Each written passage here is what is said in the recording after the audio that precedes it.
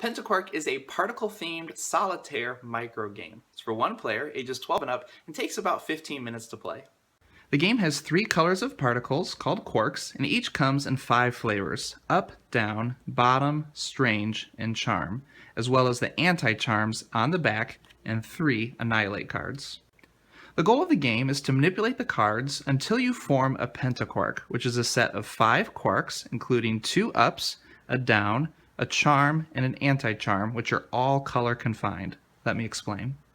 All the quarks are shuffled and create the Beam Collider deck. Each round, you're going to take the top 3 cards and put them into the Collider Zone.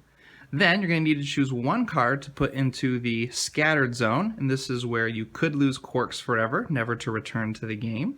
And then you're going to choose one card to put into the Detector Zone. That's where you're hoping to find your Pentaquark, thus winning the game. And finally, you're going to choose one card to go into the discard pile.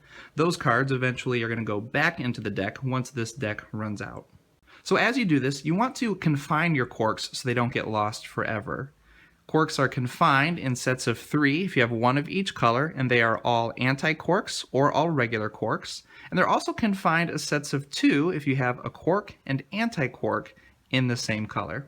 When the beam deck is empty, the round is over, and all of the scattered cards that aren't confined are annihilated and lost forever. Those that are confined, along with any free quarks in the detector, those are just discarded, and you'll see those again in the next round. You then add an annihilate card to the discard pile, flip the whole pile over, shuffle it up, and then start your new round. But now, when an annihilate card comes out, you have to choose a card to destroy.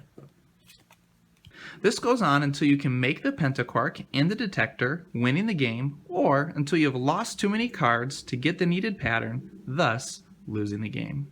I give Pentaquark a 4.5 out of 5 stars. It's small, it's easy to set up, it has quick games, but the strategy is still fairly brainy. I mean, you really need to think ahead. You need to plan ahead, especially on that first round. And also, just the more games that I played, the more I was kind of adding to my strategies of how I was going to approach the game in the future. And that's a really good sign of a great game.